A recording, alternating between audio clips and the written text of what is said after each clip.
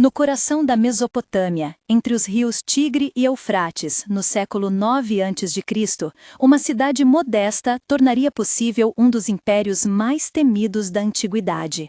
O Império Assírio emergiu como força militar e administrativa, capaz de moldar fronteiras e impor ordens com eficiência e brutalidade. Poucos imaginam que por trás dos relevos e das ruínas havia uma máquina complexa de comércio, escritas e decisões que transformaram cidades em províncias subordinadas. Hoje, vamos reconstruir essa jornada, das origens à dominação e à queda, apoiados em inscrições, achados de cerâmica e registros arqueológicos que mapearam o pulso desse poder. Prepare os sentidos, o cheiro de incenso e fumaça, o ranger das carroças, o brilho do bronze e o peso das tabuletas serão parte desta narrativa. O que verá aqui desafiará sua noção sobre como império, guerra e administração se entrelaçam. As raízes vieram de Assur, uma cidade-estado antiga que no início abrigava mercadores e sacerdotes voltados ao comércio fluvial. Mitos de fundação falavam de reis e deuses, e inscrições mencionavam o Templo de Ashur como centro religioso e simbólico. Em tábuas de argila, o escriba Nabuzu registrava contratos de sal e de tecidos. O mercador Marduk oferecia relatos de caravanas. A artesã Iluena decorava cerâmicas que chegavam a mercados distantes. O som das rodas na lama, o gosto salgado do peixe seco, o pó fino das colinas e o eco dos cânticos no santuário compunham o cotidiano. Com o tempo, a cidade concentrou impostos e armadores, e a transição de um comércio local para um aparelho estatal começou com alianças matrimoniais, tratados e o aparecimento de governadores como Bel-Uzur e administradores como Haddad-Din. Essa rede de trocas e obrigações criou a base material que permitiu ambições maiores. A consolidação veio acompanhada de conflitos. Pequenas disputas por rotas transformaram-se em campanhas maiores e dinastias emergiram que buscaram expandir o território. Em um conselho no palácio de Assur, o rei Ashurnasirpal II ouviu o general Shamshi e o governador Bel-Uzur em uma noite de vento e fumaça de tochas. O diálogo teve o peso de uma decisão sobre vidas e cidades. O rei perguntou qual seria o próximo passo. O general respondeu que as fronteiras do oeste eram vulneráveis e que corvos traziam notícias de movimentos inimigos. O governador advertiu sobre o custo econômico de uma campanha longa. O rei murmurou que sem controle das rotas de comércio, o império minguaria. As vozes ecoaram com o odor de cera e metal aquecido, a textura áspera das vestes e o som distante de martelos no pátio onde o artesão Raya consertava lanças. Em tábuas contemporâneas, há relatos de mobilização de mercadores como Nabucoduri fornecendo mantimentos e de administradores que contavam tributos de províncias recém-conquistadas. As cenas mostram diplomacia que alternava tratados e espadas, com decisões que dependiam tanto de mapas quanto da habilidade de administrar um exército e um comércio em expansão. No apogeu, o império exibia uma organização administrativa inédita.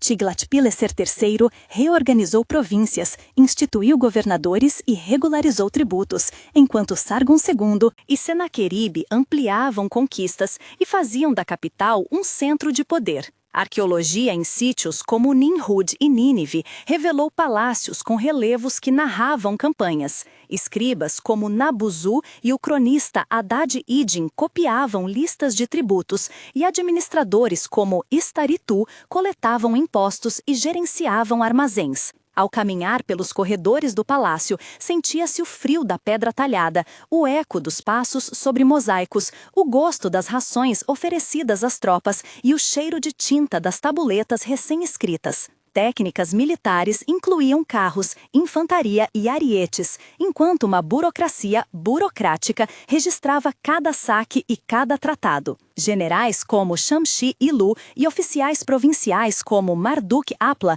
serviam de ponte entre o rei e as províncias, impondo ordens e recolhendo tributos. A dominação não veio sem custo humano. Em várias campanhas, o império usou deportações sistemáticas e atos de terror para controlar populações. Imagine uma cidade sitiada, fumaça cobrindo as muralhas, o clangor das armas, gritos abafados, o gosto de sangue no ar. Uma cena de cerco ilustra o método. Por dias, catapultas derrubavam portas, cães latiam e mães apertavam filhos sujos de pó contra o peito. Quando as muralhas cederam, soldados registravam nos relevos filas de prisioneiros, mercadores choravam pela perda de mercadorias e oficiais anotavam nas tabuletas as listas de deportados. Um momento de tensão tornou-se decisivo. A ordem para deportar famílias inteiras foi escrita por um escriba chamado Nabuco-do-Ri, que sentiu na própria mão a cera quente e o medo na respiração dos prisioneiros. Essas políticas de controle funcionavam como arma psicológica e administrativa,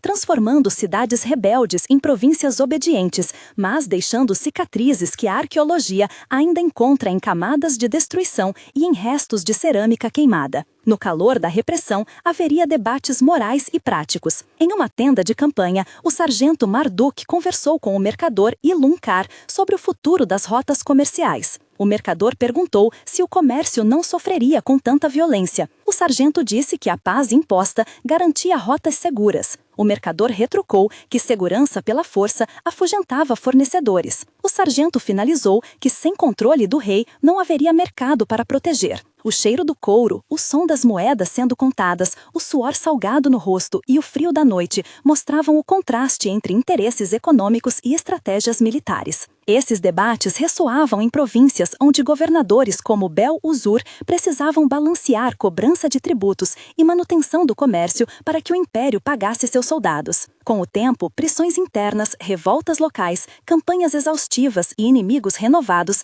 enfraqueceram a máquina assíria. A queda da capital não foi instantânea, foi uma sucessão de derrotas, de cortes nas rotas de comércio e de perda de autoridade sobre as províncias. Invasões de povos vizinhos, crises internas e a sobrecarga administrativa corroeram a capacidade de governar. A arqueologia em Nínive destacou camadas de incêndio, relevos derrubados e depósitos de objetos saqueados. Nos relatos de cronistas como Haddad-Idin, há registros de alianças falidas e de reis como Esarhaddon tentando recompor o império com tratados e políticas conciliatórias. Mas a continuidade do legado permaneceu. Técnicas administrativas, códigos de tributo e rotas comerciais foram aproveitados por poderes posteriores.